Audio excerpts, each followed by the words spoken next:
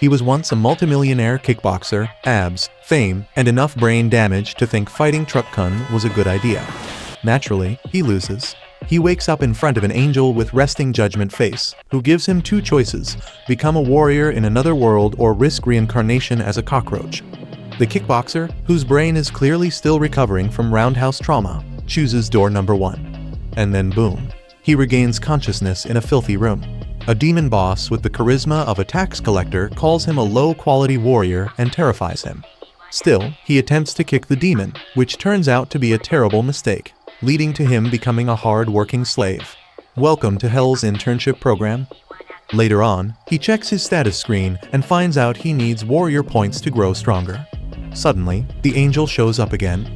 Turns out, she spilled coffee on the summoning circle and accidentally sent him as a slave under a demon and a goblin, instead of a beginner village. Her punishment? Babysit him until he kills the demon king. The goblin shows up and says the boss just called him. Maybe the boss wants to promote him to head slave. Why? Because he showed potential. He's slightly smarter than a rock. He is assigned to oversee the other human slaves for showing promise. The fairy warns him not to trust the demons, but he immediately trusts the demons. Naturally, later, the warrior gives instructions on how to train the human slaves to make them more efficient.